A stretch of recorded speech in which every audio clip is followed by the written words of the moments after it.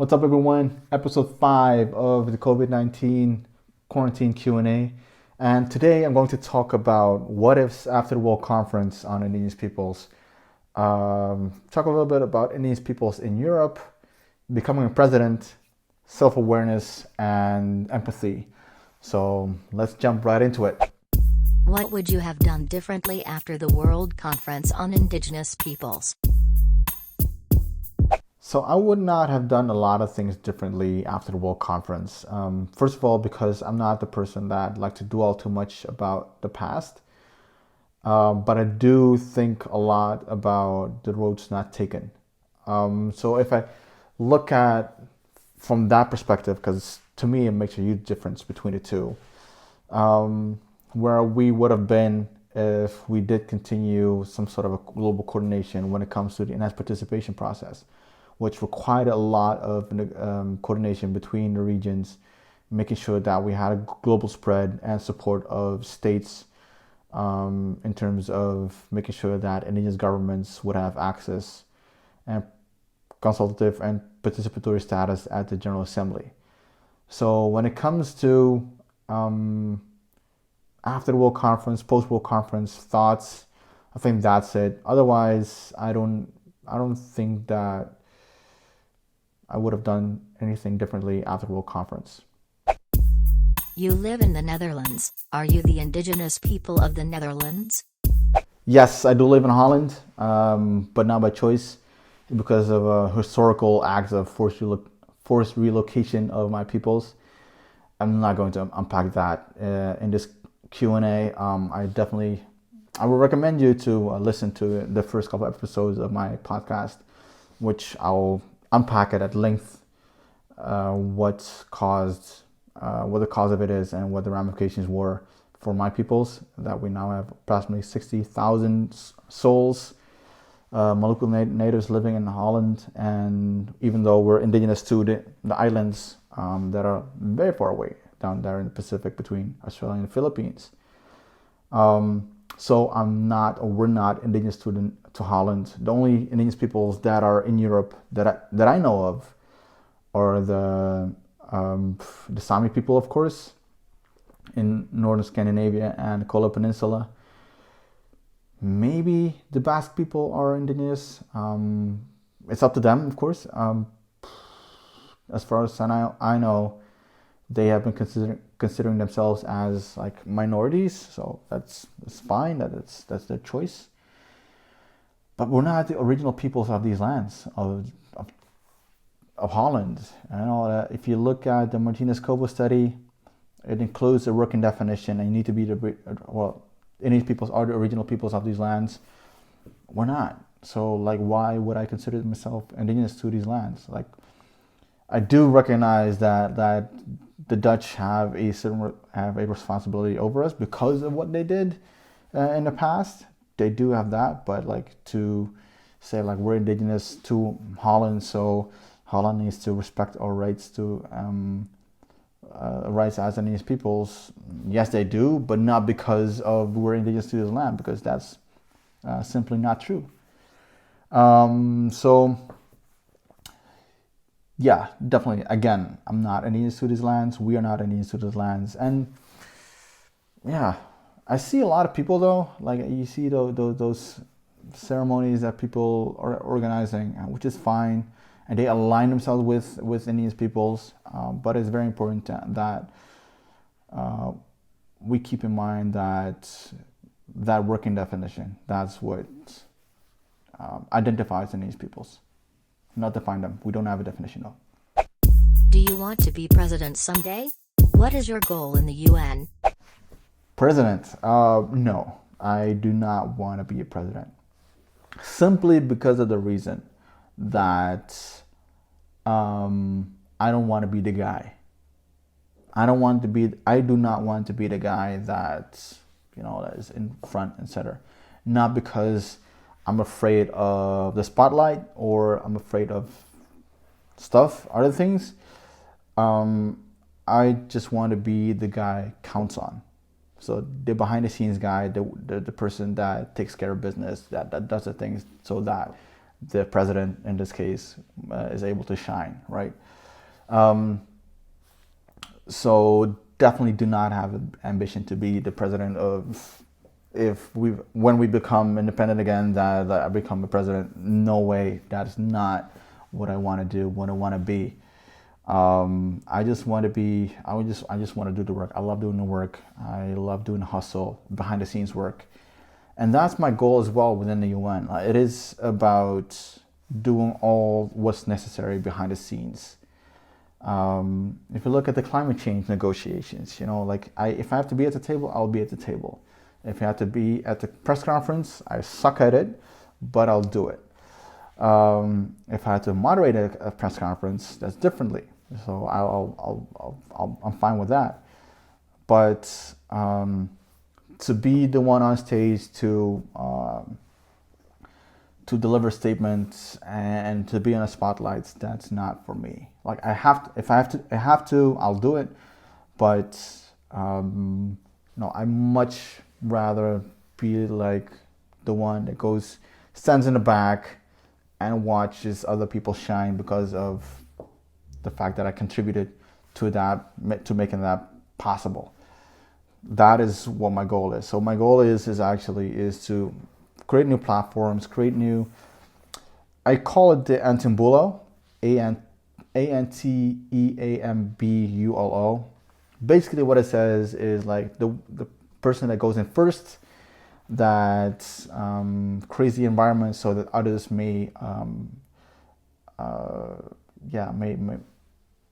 so that others may benefit from it. Yes, that's the word that I was looking for. So I like to go in, for example, in the oceans negotiations. Like I set the framework, or in the platform negotiations, I go in as spokesperson in negotiations or lead negotiator.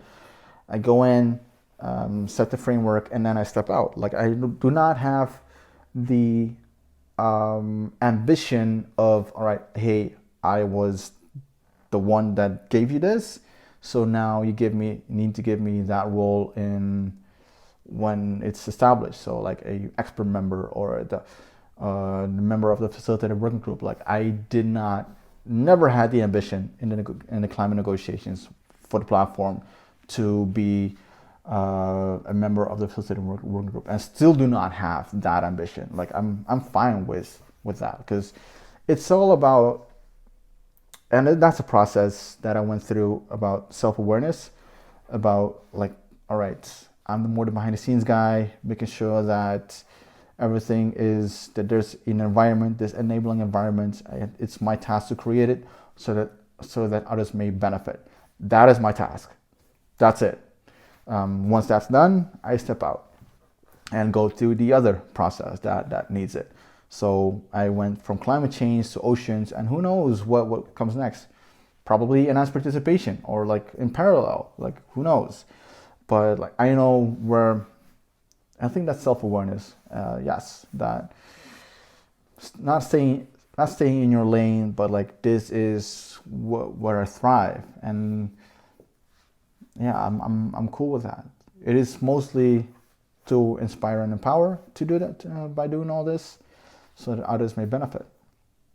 So, hey, if I have to become president, fine. Like, if all the people on the islands want me to be president, like who am I to say no? But if I had the choice, and looking at like self-awareness and what I like to do, then I know that there's a lot of other people that are much better capable of being a president of the Maluku Islands, you know, or yeah. So no president, just the guy counts. Yeah, just being the guy that counts. Just being the guy the other guy counts on, or women. Like I don't have a preference. What's something that you do that others can do too, and requires zero talent? What I do, deploying both self-awareness and empathy. Those are the two things that I try to deploy as much as possible. So I explained a little bit about self-awareness before in the previous question. Empathy is something that the world is lacking right now, mostly. Well, with coronavirus, maybe there's a little bit of hope for the world that we might be more empathetic towards one another. But those are two things actually that you can deploy that doesn't require any investment in terms of monetary investments. It just has to be like a state of mind. Like, think about it. Like, how am I self-aware? Can I be more self-aware?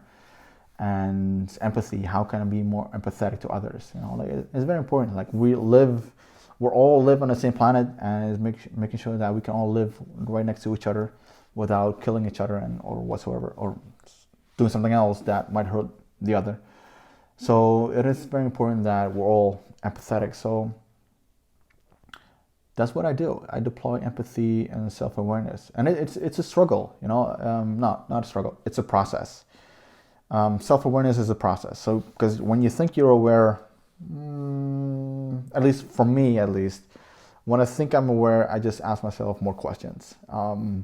So, for example, if I want to do something, I ask myself why, like 7 times. So, for example, like I like these glasses that I wear, right? Why? I give an answer, then another why. So I ask that 7 times, and then probably usually at the answer of the seventh why is, it includes a lot of a huge amount of self-awareness. Then the glasses are not the best example, but when I step into a process, when I go to the Print Forum, when I go into an enhanced participation meeting, or climate change, or biodiversity, or oceans, I ask myself, why am I doing this? What can I contribute? Why? How can I contribute? It's all about being in that right state of mind, aware of what you can do, what you cannot do, so that you can be effective. Be effective of your time while being at that meeting, for example. Empathy, I like to deploy empathy a lot. I think it's because it's interesting. It is interesting to learn about other people's point of views. It is interesting to understand where people come from. And you only get to that if you deploy empathy and ask questions. Asking questions is, at least from my point of view, a form of deploying empathy, because you want to know something. You want to understand a little bit better what the other person is thinking about. So, for example, in negotiations as well, I like to deploy empathy as much as possible. I'm not giving away the house, that's for sure, but trying to understand how their position or their view relates to mine. And the only way you can do that is by asking questions that actually makes them want to answer those, and not just asking a question because you want to have an in or hook to respond. That's not empathy. That is just being plain selfish. So I ask questions a lot. I love to ask questions. I love the answers that people give. Any answer that people give is their way of answering it, so I'm fine with that. And that's my way of trying to develop and maintaining a level of empathy, so that when it comes to these negotiations, for example, once we can go outside again, and once we can go back to the UN or going to those meetings, that my level of empathy has not slipped through my fingers, but it is actually continuously in development. So that is a little bit of what I think that others can do that requires zero talent, self-awareness, and deploying empathy. So anyway, that's it for now. Episode 5. I hope you liked it. I hope you enjoyed it. I hope you had found value in it. And if you have any questions, drop me a line, drop a comment, reach out to me on social, and hopefully, I'll see you next time. See ya.